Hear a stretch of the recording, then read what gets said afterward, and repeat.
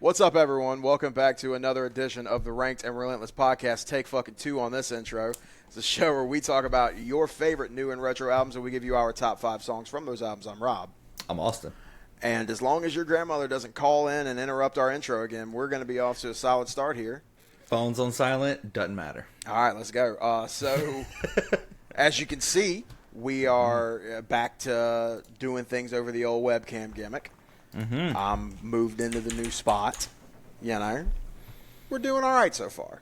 Yeah. Doing all right. I like it over here. You know, I'm in a very interesting spot here in Atlanta because, like, if you just go a couple of minutes that way, there's like super nice luxury apartments being built and shopping centers and all that. And if you go like a minute that way, you might get stabbed. Like it's a very it's a very fucking interesting spot, dude. I straight up, because I'm still figuring out my route coming in and out of here, going to all my bookings. Whenever I first moved here, it just had me taking I-20, like coming back from Louisiana, just take I-20 straight to Martin Luther King Drive. I don't know what you know about cities like Atlanta, but if the road's called Martin Luther King Drive, unfortunately, there's probably a lot of tweakers on it. And that was the case when we moved in. The night that we're driving in, I see a dude just screaming at the invisible man on the side of the fucking road, just cutting a fucking promo on him. And and just run down gas stations and shit, and I'm just like, I don't want to see this stuff. So now I found out, I was like, oh, if I go that way and just go to 285 instead of 20, I can actually see like the nice part of town and everything. I'm just gonna go that way. It adds 3 minutes to my drive. I don't give a fuck. I'm just gonna do that because it makes me less depressed. Now, where the street I live on's fine. I like my house. There's some really. I'm looking out my window. There's a really nice house across away from us here. I like my spot. Yeah, the room's looking decent. It's been a while since I've had to have my computer in my bedroom. Actually, now that I say that out loud, I don't know if I've ever had my computer in my bedroom. I think this is a new development for me. Yeah. But hey, we live and we learn. I'm pumped on it. It's a big bedroom. I like it in here. Mm-hmm. I got my Xbox original set up, waiting to go. You gotta set up that wheel. I don't care if it fits or not. You have to try that thing out. Brother, I need to know. That wheel was put in the closet, and it's going to fucking stay there.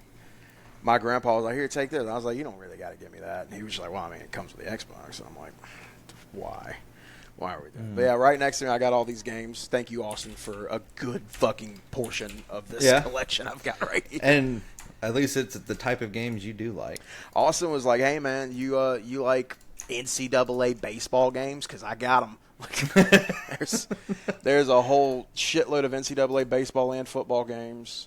You got Fight Night 03, which is the best fight night. That one, gotcha. That's the best one.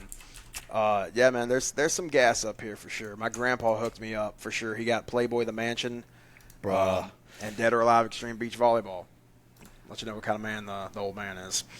It's still one of the greatest games. I don't care what anyone says. Not just for the test, but dude, fuck that game. It was so hard. I have spent so much time in the casino on Dead or Alive Extreme Beach Volleyball. Yes. I'm pumped on that, dude. But yeah, things are starting to come along here. We'll probably you'll see the set evolve over time. You can get a good look at Duke Silver over there in the background. But yeah, we'll see it evolve over time. Speaking of evolving, the evolving nature of the show is usual. Well, I'm just saying it hasn't been evolving because a lot of times it's me introducing you to bands. Yeah, we're evolving this week because we're almost 6 minutes in on the original recording. It's probably significantly less because we had to cut out a portion of it. I haven't said what we're talking about this week. We are talking about Nerf Herder and their self-titled debut 1996 album.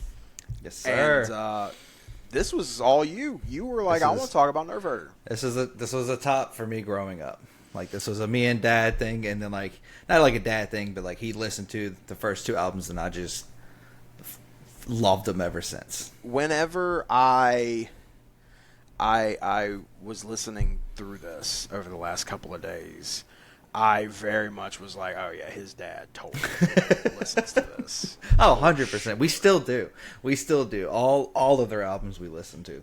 Well, like, and I'm seeing, like, even, like, you know, for anybody not familiar with Nerf Herder, like myself, they definitely lean, I don't want to say they're a comedy act, because I don't think that that's necessarily true. But they lean on the funny. Yeah. But I think just from, like, their chord structures and things like that, like, I was hearing, like, similarities in the kind of stuff that you and your dad were writing. You know, back in the day when y'all were playing in bands together, like I'm hearing, like, yeah, that's the kind of shit. I mean, Deep. The song that me and you have played together, Deep. I mean, that chord progression might be on this fucking album for all I fucking know. Like, it's that's the thing about this record. Though, like, a lot of, even though I never listened to this band, there were a lot of things that felt familiar. For me, it's punk rock. I mean, there's that. Yeah, that's the vibe of it. But it's like, I'd say it's like a bunch of nerds and geeks trying to do punk rock. So it's, and I'm going to give you my initial impressions, and then I'm going to kick it over to you to, you know, anything you've got on. I want to hear how you became a fan and anything you've got on these guys. But my initial impressions whenever I hit play on track 1 here was, what if Green Day fucked Bowling for Soup in a bathroom stall while Sublime smoked crack with the Bloodhound Gang 1 stall over? And they watched a lot of Marvel and comics. Yeah, I mean, there's not so much of that on this record. Yeah, like there's pop culture references. Yeah, that's there's what I mean. Whole like, ass song called Van Halen, which is literally just about like, hey man, I like listening to Van Halen. Yeah. Isn't that weird? Like, like that's the whole. It's literally a Yelp review of fucking Van Halen's first few records. Yeah. But we'll get more into, as we get into this episode, we'll get more into what I really thought about this. But tell me, like, this came out in '96. When did you start listening? How did you become a fan? And, you know, what do you know about Nerf Herder? Man, like, honestly, I don't really remember a time where I'd like, oh, it was like 6. Like, I feel like I just always heard these songs. Yeah. I was 3 by the time this album came out, and, you know, everything. Going to my dad's every other weekend, just listening. Got like pretty much this all the time. Not all the time, but a lot of this. Well, the first song that really caught my attention was Golf Shirt. That was the first one that was like, I really enjoy this band. I enjoy the song. Lyrics are great, whatever. But does it have anything to do with the fact that you own a lot of golf shirts? No. I mean, I was playing golf at the time with Dad, so it was like, oh, that's kind of fun. I mean, like, there's a song called Easy Mark. Yeah, there's a song called Easy Mark on the album that we had a friend named Mark, and every time there was a joke behind that. But, I mean, there was some correlations to it. But, dude, like, I don't even know what it is. I think it is just, like, it's punk rock, but it's nothing serious. No. But the lyrics aren't psycho state dumb funny. Yeah. It's just, you got, okay, songs like Sorry, some of the lyrics, and that's like, that's kind of funny. But that's about it. You know, it's just, I don't know, man. Just the whole punk rock, the whole vibe of this band I've loved. I love his voice. His voice is what really got me. You know, I can get that. Like, there's because it's not serious, but it feels like he's making fun of. Yeah, like it's so like I use the examples like Green Day and Bowling for Soup. Yeah. Where like I feel like a lot of these chord progressions I could easily hear on a Green Day record. Like I felt like a kind of similar vibes. Obviously, it's not a one-to-one in any fucking stretch, but there are similar vibes in like whenever me and you covered Warning a while back. I felt some of that instrumentally. But then Bowling for Soup, while, once again, not a parody band necessarily, they lean in on the goofy a little bit. Yeah. You know, they're catchy about it, though. They're super catchy. Like, songs like 1985 and stuff like that. Of course. It's definitely, they're more on the light-hearted end. And then you go on the other end, when it's a Sublime, Smoking Crack with Bloodhound Gang. Now, Bloodhound Gang is the farthest on that end of, like, we don't have a serious bone in our bodies. Right. Like, they had, my favorite song from them is Yummy Down on This, which is just about getting your dick sucked. Like, that's fucking, that shit rules. But, like, Sublime kind of had tinges of, like, not taking themselves very seriously either. I mean, if you put out a 28-track album or whatever the fuck Santeria is, and yeah, you don't take yourself seriously. But, but like, if you listen to songs like Wrong Way, a cigarette rests between her lips, but I'm staring at her tits. It's the wrong way. Like, it's goofy. Like, they're having fun. Yeah. Like, so So like there is elements of that I was noticing where I'm like, it's the kind of thing, the idea of this band. I want to stretch that. The idea of what these guys are doing, I could definitely see me vibing with. Mm-hmm. The execution, let's just say, I would like to, I know this is their debut album, I would like to hear more to see if they got better. I'm not going to say anything to that. I mean, because it's about I'm telling you, well, okay, even around, 96, and I think, oh God, I wanted to say the following was American Cheese, I think was still like 98 or something like that. It's all the same. How to Meet Girls, my EP, How to Meet Girls was 2000, American Cheese 02, 4 was 08. It's all the same. But it's. Are you thinking like how the instruments sound, or if it's like I'm trying to be careful about what so like my initial reactions to this. So I'll just go ahead and tell you this part because I needed this info from you the second we did Hot Action Cop. Mm-hmm. For you, as far as this being a band that you've obviously enjoyed for a very, very long time, your overall ranking of this album, where does this land for you? 4 or 5. Okay, so this is like you love this shit. I loved it. Yeah, and it's one of those, and I'll tell you this now. Like I've always loved Nerf Herder. There is a part where I kind of went back and like with more respect for the singer because he's done a bunch of like cartoon shows and movies. Like I found out that he did, what was it, when Ben 10, the cartoon show came out, he did a lot of the songs. He didn't do a lot, he was a part of a lot of the songs. I'm like writing and shit. Yes, and so that kind of brought that Nerf Herder love even back more. Like I respect the shit out this guy, but like it's like fucking Bowling for Soup once again. They did the song with the I think they did the song for the show with the platypus, I want to say. Yes, they did. Yeah. And I can't remember what it's fucking called, but I just remember there's a platypus. Nerf Herder to me was one of those bands that's like, I love Goldmember. I'm never gonna listen to it around my friends. Goldfinger, sorry. Yeah. Goldmember. Goddamn. Austin Powers movie? I'll watch that with all that too, yeah.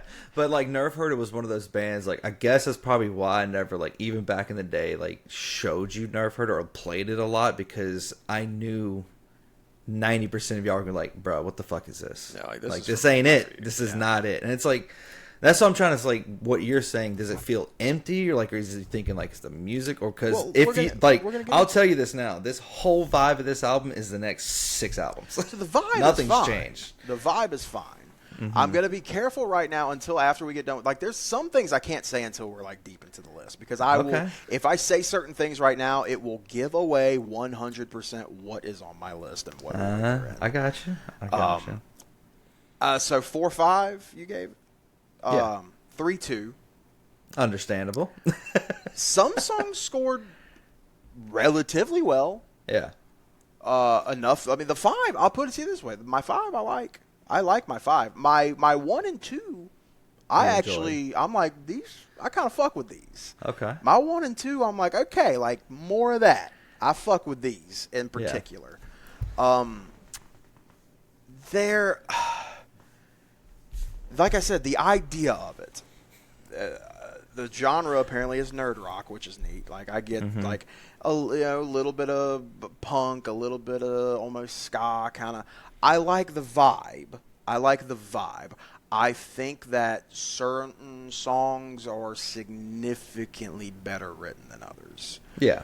I think that there's some songs that they're kind of. I think there are definitely a couple where they're telling a cohesive story that has a beginning and an end, and I like songs like that. And then there's others that he's literally just like, here's a random assortment of words, go. Like that's and well, it's just that he's not like singing about pretty much anything of relevance or anything like of importance. It's just, but it's jarring when you're coming from a song that was kind of like it doesn't have to be. I'm totally fine with the goofy lyrics.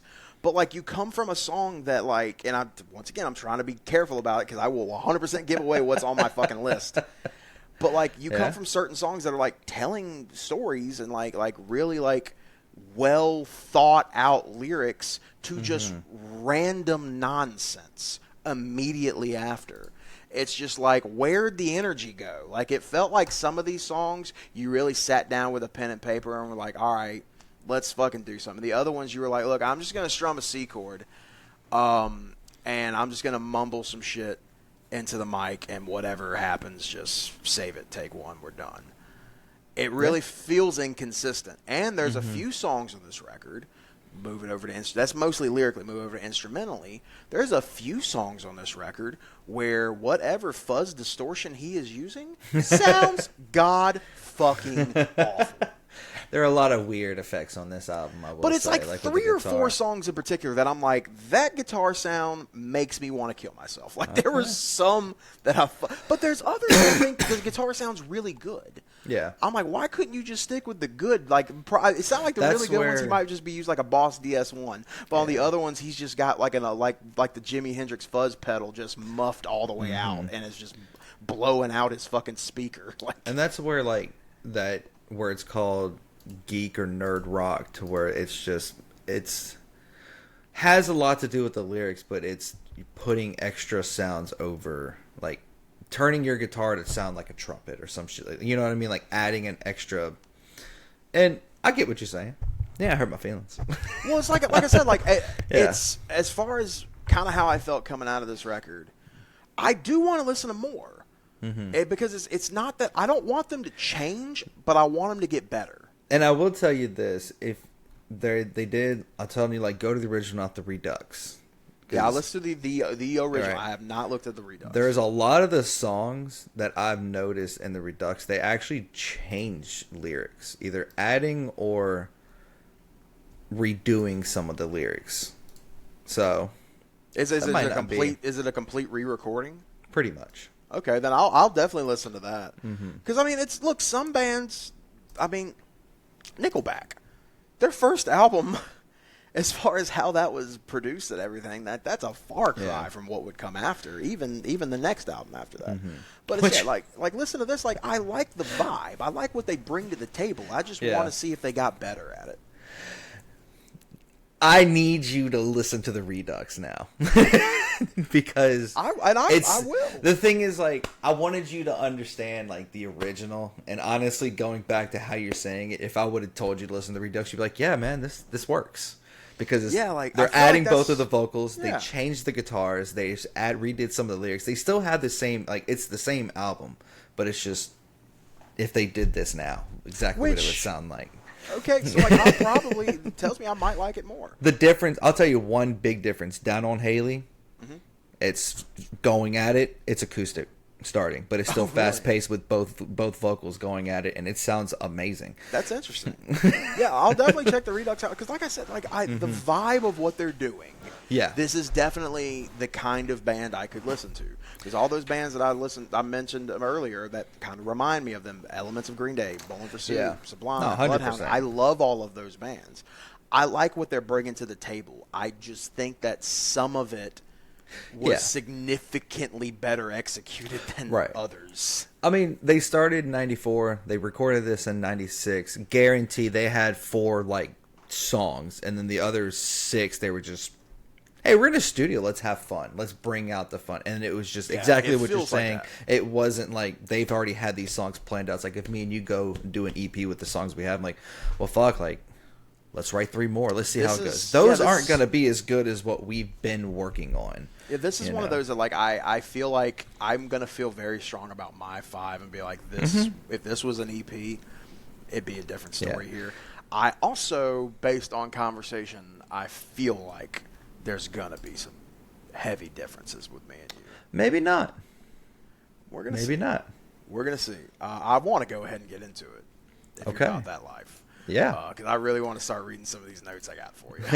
I didn't take any notes. I don't have a heavy amount of. Well, hey, I mean, we didn't have to do that last week with Incubus. We knew what we were talking about. Let me go ahead and get this screen up right now.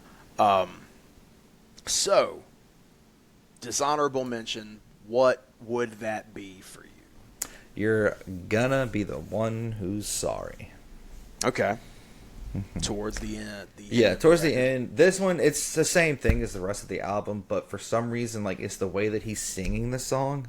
It's like he's either doing too low and kind of monotoned a little bit, and it just... It's still, like, I still love the song. It's still got a 4. I went 4 to 5, but it just... If there is one that's going to be low for me, it's going to be that one, just because you got to get through that weird verse shit that he does, and it's an okay song. I get what you're saying. My dishonorable with a 2.3. Holy shit. Nose ring girl. No, sir. It is Easy Mark. Easy Mark. Okay. Here's my notes. I think a chimpanzee had an orgasm over the intro. Damn it, there's that shitty fuzz. This song is just fucking nonsense. That's my notes. Yeah. Just a girl trying to leave Ohio, and she's just an easy mark, you know. She just, no matter what she does, it's... You made more sense of it in that sentence and a half than I got out of it. And then there's a guy also just fucked up on, you know, the couch with a lager, you know, just fucking up, trying to leave too, and still he's just an easy mark no matter where he goes. That's just his life. Okay.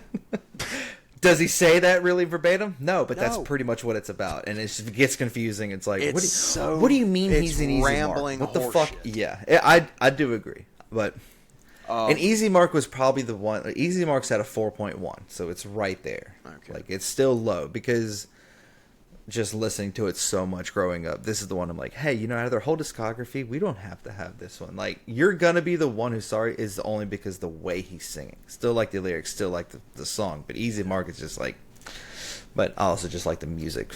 Sure. But yes, sure that hot fuzz, whatever the fuck he's got, sounds bad. It's like an overdrive of just fuzz. It's so, like, the problem I have with fuzz pedals is it makes it if you don't know how to tune them, if you don't crank it down a little bit, it's going to sound like your speaker's blown out, and that's just not an attractive noise. And then, not on top of that, he did that for one track, but it's in the left and the right, so there's double tracks of that, and it's just I get it, like 100%. I'm not saying like, oh, the guitars don't sound like that. They do. But who's going first? Oh, I don't think it is me. All right, so what have you got for number 5? Oh, hold on, my shit got messed up. It is coming in at a 4.6, sir. Anna Lee. Anna Lee. Okay. Anna Lee. Something about Anna Lee. Anna Lee. It's Anna Lee. What do you? No. The guitar intro is one of my favorites. It's very basic. Thousands of bands have done it, and I'm not saying they're doing anything better than anything. In wise, they're not doing anything great in this band. Everything's very basic, very just simple. I respect that. That's how we are. We're very simple. I did like the intro. And the music wise, I did like that intro. Yet again, I will give you this one. It is another one. I'm not really sure what the lyrics are about. All we know is here comes Anna Lee. Anna Lee, here comes Anna Lee. Like, that's it. A whole lot of that. You know, and I like that you have a song like this with not much lyrics. But I don't know what they're about. I had said in my notes for this one, I said that I really liked the opening riff was very interesting. Yeah. Because it is different from a lot of what you hear on this record. It's not just a bar chord opening riff. I said that it's fine.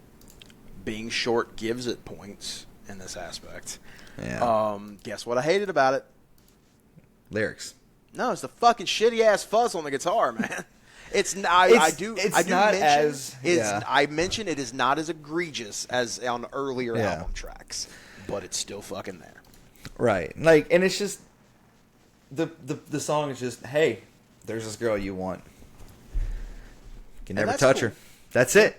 And it's like that, and I'm glad there's no lyrics to that, but you just that's all it is. But the fuzz, I do hear that it's still there, but you know, I just love the chorus, and he only sees 3 lines, 3 words. That's it. I like the way he does it. Yeah. My number 5 is You're Gonna Be the One Who's Sorry. You're gonna be the one who's sorry. All right. So to piggyback off of what you were saying about the lower monotone singing, yes, there's the first thing I noticed as well and the first lines I wrote was "Social distortion sounding ass."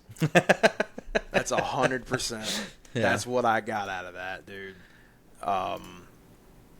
It's very much, and it sounds like this just sounds like a Social Distortion song, 1,000%. I said that I like a song about working at a radio station as much as the next guy. That was really that's it. It was it got a 3.4. That's enough to make my list.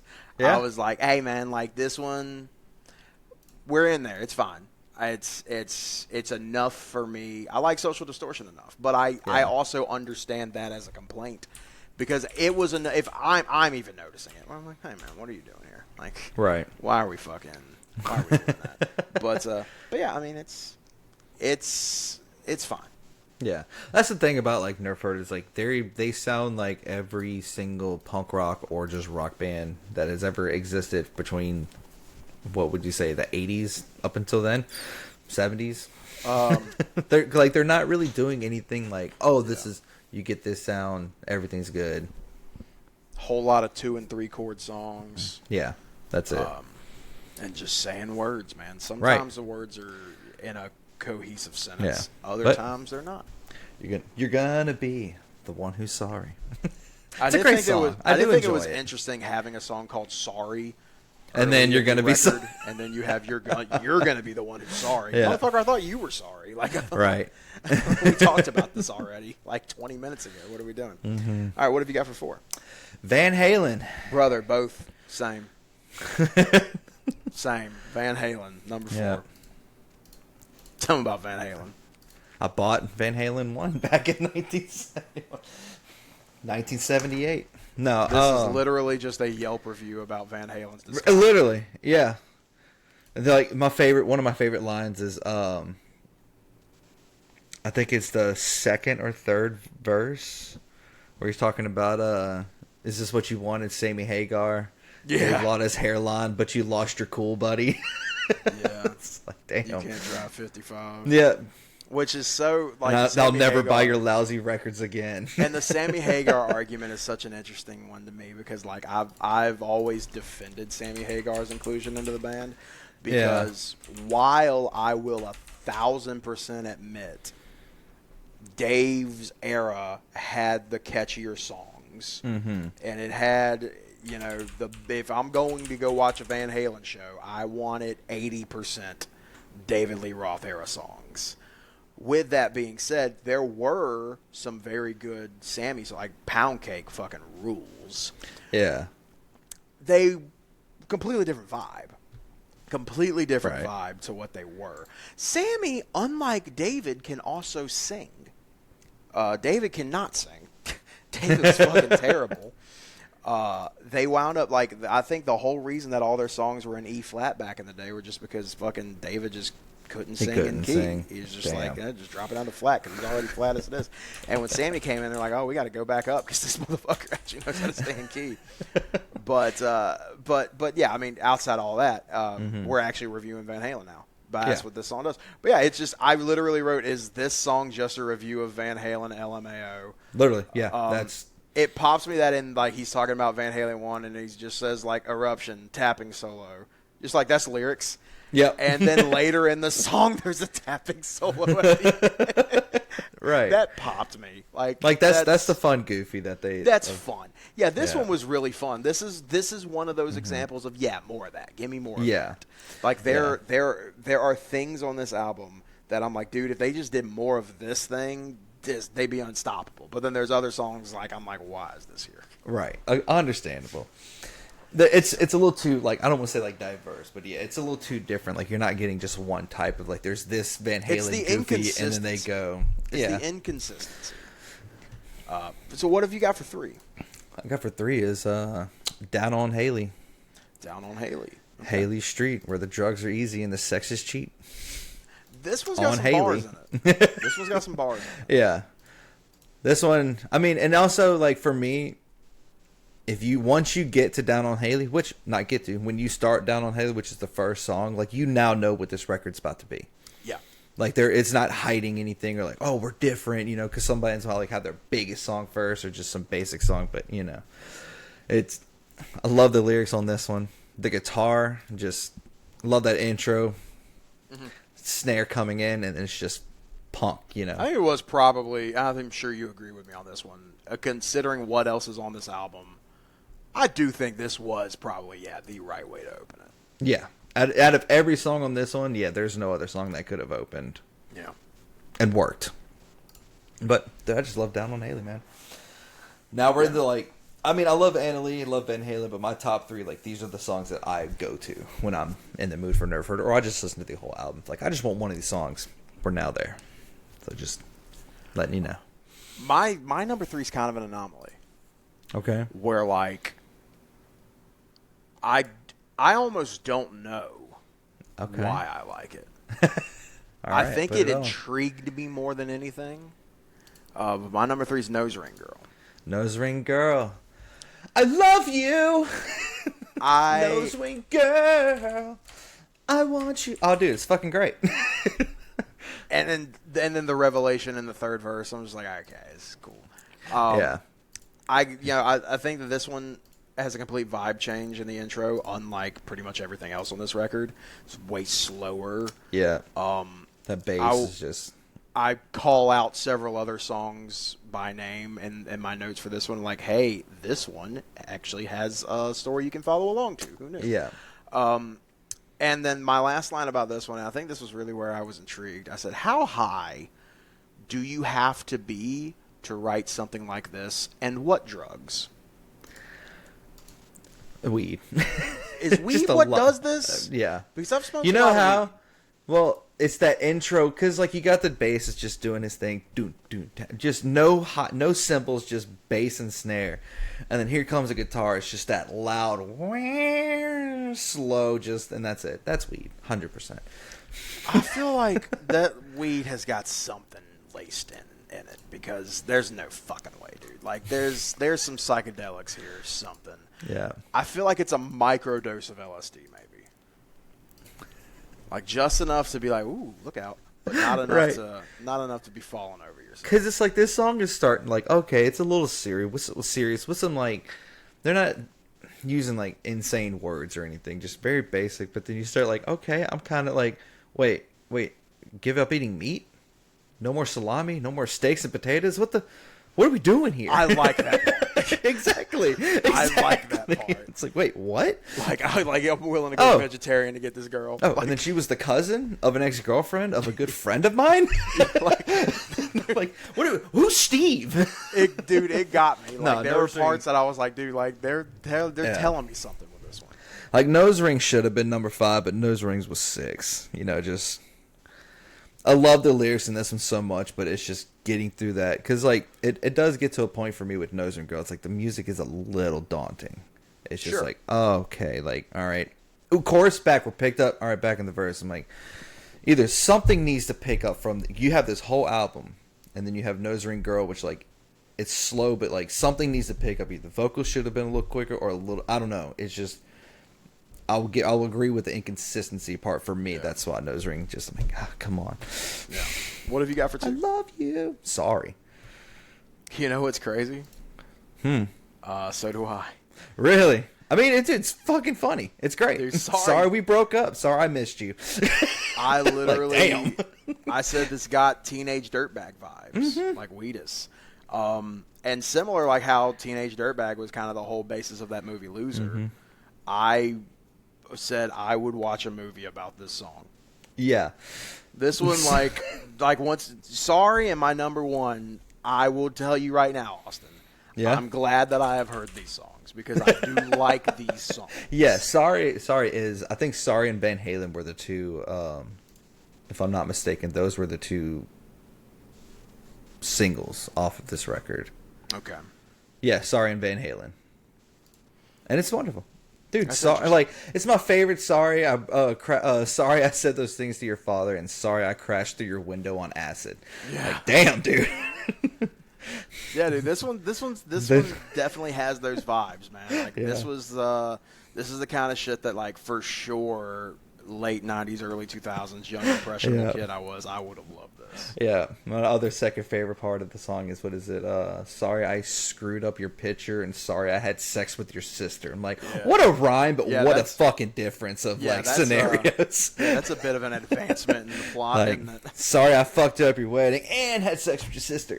Yeah, it's like this whole time I was just like, oh man, you just really seem to be just kind of clumsy, man. That sucks. I can't believe that you're having to go through this. And then you get to that line and you're just like, maybe maybe this one's for the best, pal. Yeah.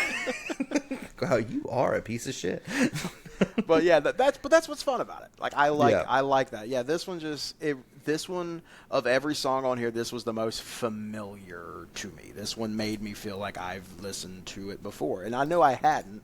But you might have. I probably have played one of these for you. In the example of like it has teenage dirtbag vibes. Yeah, like it kind of had that going on for me. Like that was the familiarity, and that's comforting. There's a lot of comfort that I found in that. I guess it feels like it could have been an old honestly, like this whole scenario could have been in what of that Will Ferrell movie, college movie.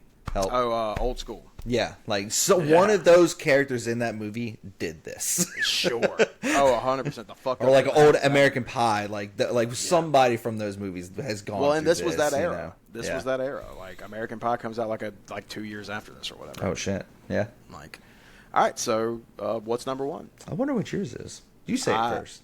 No, I want to hear you. I'm pretty sure I know what yours is. It's Golf Shirt. It's Golf Shirt. I've heard you say that a lot. It's my favorite, because I want to talk about Golf Shirt. I want to talk about Golf Shirt before I talk about my number one. Okay. Sure. Musically, this one is my favorite. Lyrically, this one is favorite. Definitely my favorite. The chorus, all-time favorite, to be honest. When you're tired of all the work, tired of being hurt, you will long for the comfort of my golf shirt. You know what? Yeah, bitch. I'm here for you. Golf Shirt's always been the one that resonated, especially listening to this. Like, we'd be in the car listening. I'm enjoying, but Golf Shirts come on. My headphones are off. I'm like, ooh, Golf Shirt's on. And I'm singing with, to it and everything. But Golf Shirt. This was the introduction of that shitty fucking guitar sound. What are you talking about? Brother, what you talking about? Bro, it sounds like dog shit. I wrote, the lyrics are fun and all. Yeah. But the guitar sounds like utter dog shit. At least the guitar drops out in the verses. Yeah. This got a 2.7. It's like, I don't understand the sound of it. You have two guitar tracks with ultra fucking fuzz, but then it's like some twang or wah to it I can't fucking describe. It pisses me off. And it's destroyed so many songs on this fucking record. So my number one is easily, in my opinion, the best song on here, the 4-0. Okay. Easily, this is the one that I'm like, give me this every day of the fucking week. This song is this and Sorry are the reasons I want to hear more from this band and see what else they got going. It's Down on Haley, dude. Down on Haley. There's no question about it. It's This is the best written song on the fucking album. It's the one that I feel like they played the most on. Or this was the first song they got together and started playing, and they just been perfecting it for 2 years. Played this when they've written. This was a great way to introduce the record. Obviously, I love the double entendre of the going down on Haley, but Haley's like a road, and there's a bunch of crazy shit that happens on it. I love the double entendre. And this, the vibe of this really set a high standard for me, because I'm like, this is absolutely, as a teenager, the kind of shit I would be listening to on a regular. Yeah. And then the album keeps going. And then I'm like, okay, so there's flaws here. And something that I notice, and you can kind of tell this by, if you pay attention to my list here, that's why I was very careful about what I said earlier. These are all the odd songs. This is 1, 3, 5, 7, and 9. Right. In my opinion, every other song's shit. And I was noticing that by the time I got to Diana, I was like, literally every other song fucking sucks. Mm-hmm. The odd songs I just really fillers. Enjoy. Yeah, like every even song they irritate me. And it's weird because I felt like as far as the good songs went, this album was obviously pretty front loaded because you've got, Down on Haley and Sorry are 1 and 3 on the track. And I felt like the bad songs got better as you got towards the end, because I Only Eat Candy got at least a 3.1. Yeah, that one's okay too. Yeah, and that's just like, I literally what I wrote about that was, I guess we needed a 10th song to round this thing out, huh?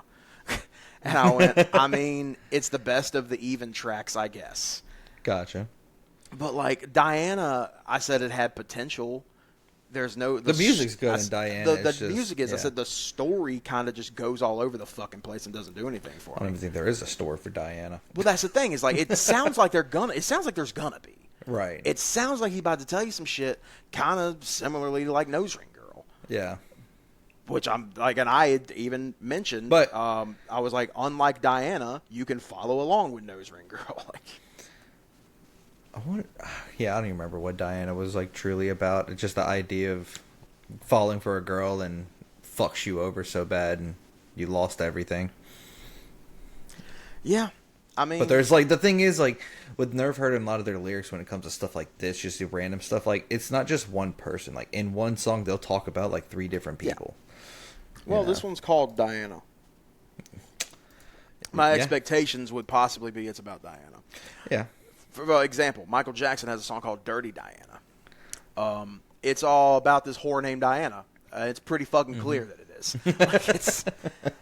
Right. But yeah, I mean, like I said, there was promise on this record.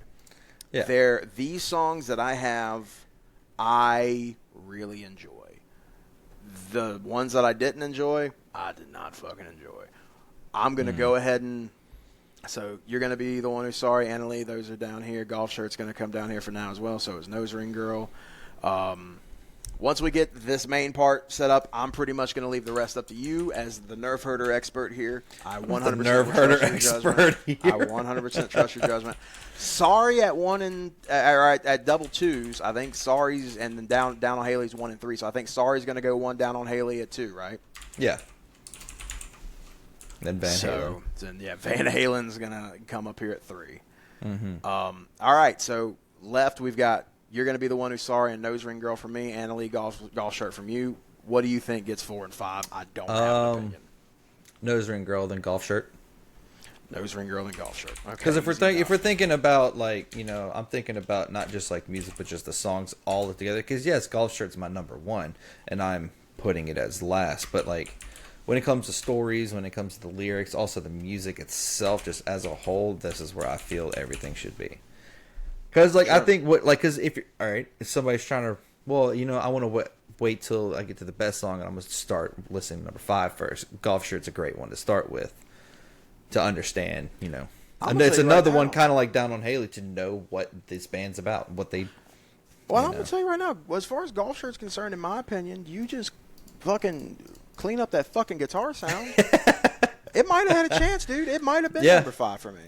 Right. It's that guitar is what ruined it. It sounds objectively like asshole. And it's one of those things, like, and I think, like, it doesn't bother me as much because I know they did it on purpose. Well, and it's also whenever it's a band you enjoy, you're going to let things go. I mean, that too. You're gonna be like, yeah, I get it, but dude, I do the same thing. And that's why I understand it. But yeah, I mean, that's why I always find it interesting when we have episodes like this where one of us is coming in a little blind, because you're going to get there's going to be no bias. You're going to get a real live review and those are really good to give to people who are which is kind of the hope of this whole thing, is finding people who are trying to expand their horizons and find new music to listen to. And I think my review is going to go a long way. And that's why I like doing new records. I do want to take a look at, see what's coming out here in the next few months that me and you can look at, because I like doing new records for that same reason. We're like, hey, not to say that we have a refined palate by any means, but we're actively digging into these and trying to get to the nitty-gritty so you don't have to. Right. But you know what? I mean, all things considered, though, I had a good time with this. It made me, don't let that 3.2 deter you. 3s still count as I like it. Right. You're just proving my point more of why I never really brought this up back in the day. You know? But still, though, with that being said, me coming out of it, I want to listen to more Nerf Herder. Okay. I wanna throw them in the rotation. I'm probably gonna throw Sorry and Down on Haley in like a fucking my YouTube super mix and just let the algorithm take it from there. Be like, oh, if you like those, maybe you like this. Because I want to hear more. I do want to hear more. I am interested. We have to do American Cheese next. Like, I have to throw that in there because you're going to be like, why wasn't this? No, listen to it. No, we got to review it because I know you're going to be like, yeah, this is way better. Maybe. This is like, okay, I will give you this. I did tell you, like, yeah, they all sound the same, but it's like, for the rest of, like, for American Cheese, even to, I forgot the other albums, this is like the state for me for Nickelback. How to Meet Girls. Yeah. Like, their stuff's better, but this is really good, and it's kind of like how you were with the state. This is how I am. Like, the next album's phenomenal, but like this is the one, you know. I'm still glad we did it. Number 5, Golf Shirt. Number 4, Nose Ring Girl. Number 3, Van Halen. Number 2, Down on Haley. Number 1, Sorry. I totally am in agreement with that their list. Well, that their list. We did it. I know you've been wanting this for a minute. I know, for a long time, yeah. So now it's time to spin the wheel and see what's going on. You have got the wheel up right there, so you folks can actually see it. There is a wheel now. You can actually see it. Mm-hmm. All right, shuffle it back. Now spin. let's see. All right. Trial and error, folks. Go. There we go. I know you didn't. I really don't want to do Meteora. From Here to Infirmary. All right. Yes. Alkaline Trio, From Here to Infirmary. Okay. Off the top of your head, any Alkaline songs you know? Not a single one. If you play the songs, I guarantee I would know them. But you asking me like song names and what they sound like right now? Not a clue. Well, this one, for the Tony Hawk's Underground fans, you're going to have Armageddon on this one. Armageddon, let the light in. That's on here. Okay. So there's that. I'm thinking of like this, like the bigger song, like the singles and shit, like Stupid Kid, Private Eye. There's a lot going on this record. This is one of those that it might be my favorite Alkaline record. Okay. I really enjoy this one. I really enjoy Calling All Skeletons. There's a few records from them that I really, really fuck with. But this maybe I'll Catch Fire is another really good album. This one is more of the, I don't want to say the of the time radio style music, but it comparatively, like From Here to Infirmary. Yeah, From Here to Infirmary, because this one was around like, I don't want to compare it to Blink-182 because obviously Skeepa being a part of that band, but like this was the more pop punk sounding one, like the skate rock kind of stuff. That's why Armageddon was such a great inclusion in Tony Hawk's Underground, where like something like Maybe I'll Catch Fire was way more of like a toned down kind of indie alternative sound, and Calling All Skeletons was more on the upbeat side of alternative. This was the closest thing to radio rock that they ever did. So I think that makes it a good introduction for them because it's a little easier to listen to. Some of their other records might be like, it's kind of weird. But this like one, this one is, I think, a really good introduction for people who want to listen to Alkaline Trio. Love it. Can't wait. I really can't wait. That is a great fucking album. Now we're back to the good shit. Rob's like, fucking finally. Whatever the hell that was. No, dude, I mean, look. No, like I said, man. Like, I'm just giving you a hard time. I came out of this one wanting more. Isn't that the goal? Yeah. I do. You know? Of course. It was an interesting fucking choice. It was definitely, you took a risk. Yeah. You took a risk. Oh, I knew I did. But, like, because you needed to know. Down on Haley and Sorry really did some heavy fucking lifting. Yeah. Those are, good songs. Those are good songs. Yeah. But also, at the same time, Easy Mark exists. Like, You know, He's an easy mark. Sorry and Down on Haley, like, I legitimately really enjoy those songs. Right. But look, I mean, we just did Hot Action Cop. Right. Like, you know, and I knew I was taking a gamble on that one. I was like, this can go one of two ways. And it was the furthest thing in best case scenario that it could have possibly been. So, I think, you know, especially, I mean, coming off of this and this type of guitar playing and shit, like, I think you're really going to enjoy what's on offer with this Alkaline Trio record, because it is in that similar, because some of the stuff I could classify in the skate rock genre. Yeah. And I think Alkaline Trio, while I don't really consider them a skate rock band, I think that album can kind of fall into that. Okay. But yeah, I can't wait to hear your opinions. That's going to be a good one. I can't wait to hear all of yours. You can listen and chime in the comments. Some of our YouTube videos have been doing pretty decently lately. When, you know, sometimes people like to chime in, especially when we do Chevelle. People like to chime in with Chevelle for sure. We want to know what your top fives are. I mean, hey, are you like me? Did you come into this Nerf Herder episode not knowing anything about them? Or are you like Austin? Is this a band you've been listening to for 30 fucking years? You've been waiting for two nutsacks on the internet to talk about them. Tell us about it in the comments. Do you have your own top five? Am I wrong? Are Diana and Easy Mark the best songs in this album? Tell us. If you're listening on Spotify, YouTube, or fucking iHeartRadio, wherever the fuck we're at, I don't know. Thank you so much for tuning in. It's a fun episode. I'm glad we did it. Yeah, I'm glad we did too. This is good. It's a good time. Tune in next week for Alkaline Trio From Here to Infirmary. Till then, I'm Rob. I'm Austin. Thanks for hanging out.